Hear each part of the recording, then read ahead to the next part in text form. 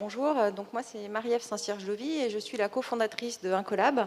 Alors chez Incolab, qu'est-ce qu'on fait? On conçoit des outils de change pour accompagner la transformation des pratiques managériales en entreprise.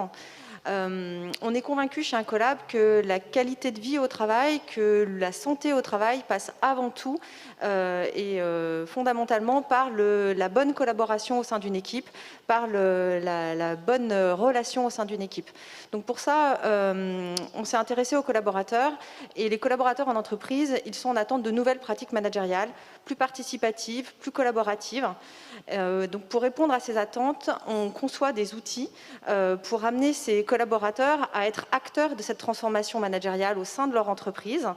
C'est des outils qui peuvent être ou physiques ou digitaux et qui sont toujours sur un ton ludique et léger pour créer finalement cette ambiance et cette envie de collaborer ensemble et pour finalement créer un climat de confiance au sein des équipes. Donc vraiment notre ambition à travers ces outils-là, c'est d'accompagner cette transformation et de révéler le plaisir à collaborer au sein des équipes. Merci Marie-Ève. Marie-Ève, donc tu nous as expliqué avec Incolab, vous mettez en mouvement les managers et les collaborateurs pour créer ou même recréer du lien et entraîner aux nouvelles pratiques du management collaboratif en période de confinement. Comment vous avez adapté ces solutions en période de confinement et quelles sont vos nouveautés actuellement en cours d'expérimentation ?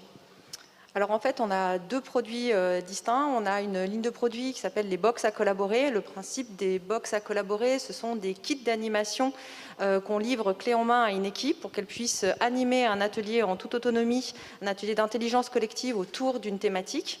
Et le principe de ces box, c'est de rassembler les collaborateurs autour d'une table pour co-construire ensemble autour d'une thématique. Alors bien sûr, en période de confinement, rassembler autour d'une table, c'est pas ce qu'il y a de plus simple. On peut pas dire que ça a été très aidant dans notre développement.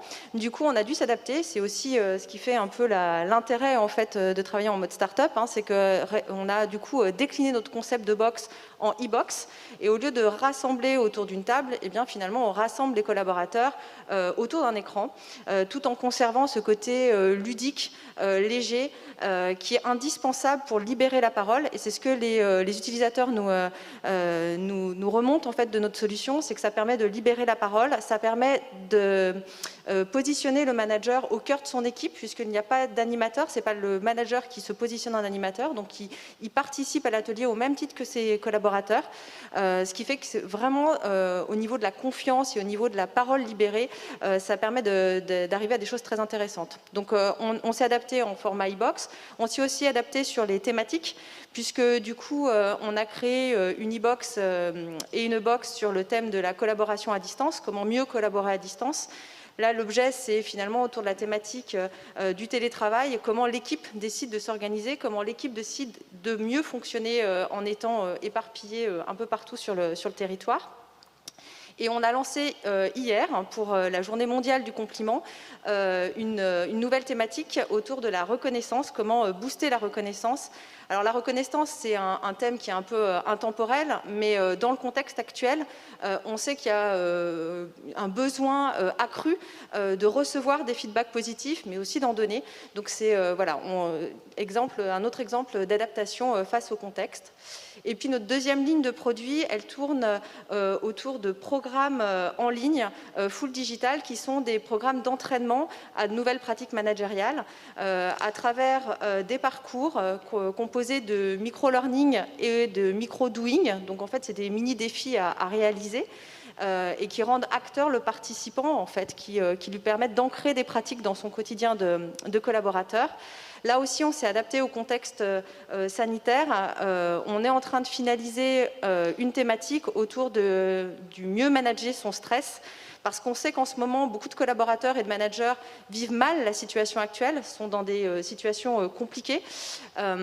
Et donc, du coup, pour ça, on a travaillé avec deux experts, deux spécialistes, un médecin en neurosciences et un praticien en pleine conscience, de la pleine conscience.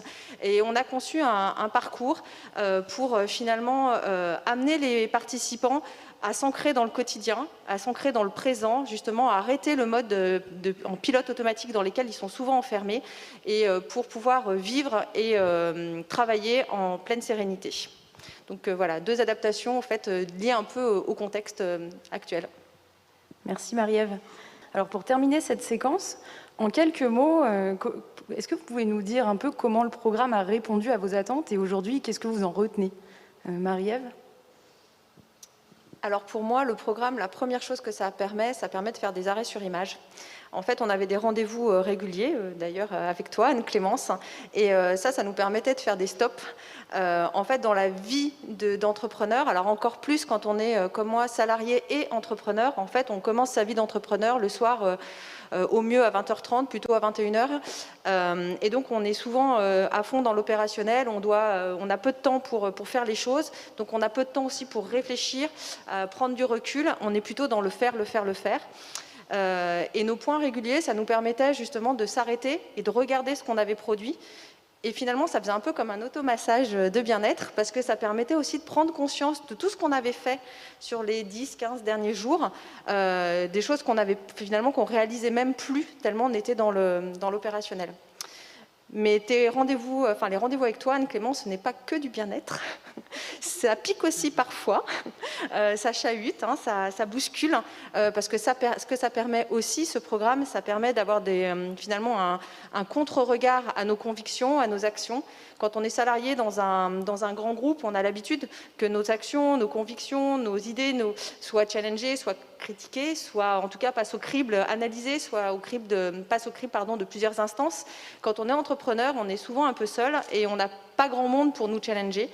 Et donc du coup, nos petits points permettaient aussi de remettre en question nos certitudes et de nous faire avancer. Du coup, voilà. Donc merci Anne-Clémence, merci Axeléo, merci au Hachette et merci aussi à Apicil d'avoir pu nous permettre d'accéder à ce programme.